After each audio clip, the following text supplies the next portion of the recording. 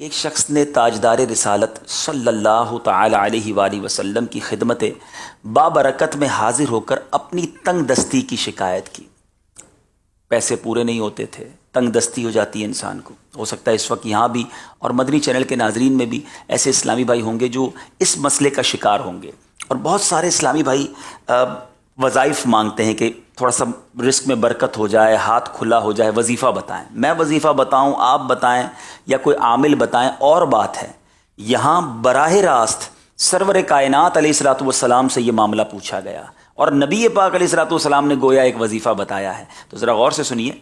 تو میرے آقا علیہ الصلوۃ والسلام نے فرمایا، جب تم گھر میں داخل ہونے لگو اور گھر میں کوئی ہو تو سلام کر کے داخل ہو، اور اگر گھر میں کوئی نہ ہو تو مجھ پر سلام عرض کرو، اور ایک بار قل هو اللہ شریف پڑھو۔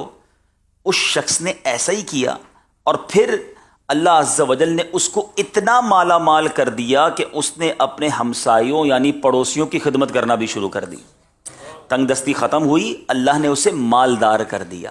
اب میرے میٹھے اسلامی بھائیوں، خالی گھر میں جب جائیں تو سلام کس طرح کرنا ہے یہ بھی طریقہ سمجھ لیتے ہیں، اور یہ انشاءاللہ یاد رکھیں گے کہ گھر میں جائیں گے سلام کریں، درود پڑھیں، اور سورہ اخلاص پڑھ لیں۔ روز ہی جاتے ہیں اور سورہ اخلاص تقریباً سب کو یاد ہوتی ہے، اگر مخارج مزید درست کروا لیں کسی اسلامی بھائی کے ساتھ بیٹھ کر، قل هو اللہ احد اللہ الصمد، یہ پوری سورت جو ہے سورہ اخلاص۔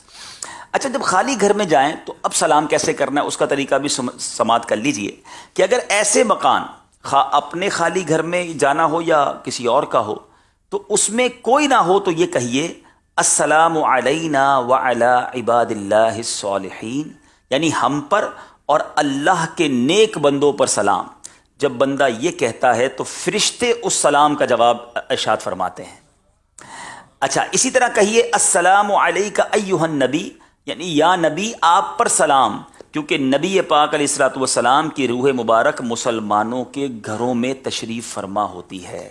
تو یہ دو طریقے ہیں، سبحان اللہ۔ تو انشاءاللہ اب گھر میں داخل جب بھی ہوں گے سلام کریں گے، اور نبی پاک علیہ الصلوۃ والسلام پر درود بھیجیں، سورہ اخلاص پڑھ لیا کریں۔ روزی گھر جاتے ہیں، مختصر سا وظیفہ ہے، اللہ کی رحمت سے امید ہے جہاں ان کو پڑھنے کے فضائل ملیں گے وہاں ساتھ ساتھ انشاءاللہ جو تنگ دستی اور دیگر معاملات ہیں اس میں بھی آسانی ہوگی۔ صلو علی الحبیب صلی اللہ تعالی علی محمد۔ مجھے اپنی اور ساری دنیا کے لوگوں کی اصلاح کی کوشش کرنی ہے انشاءاللہ۔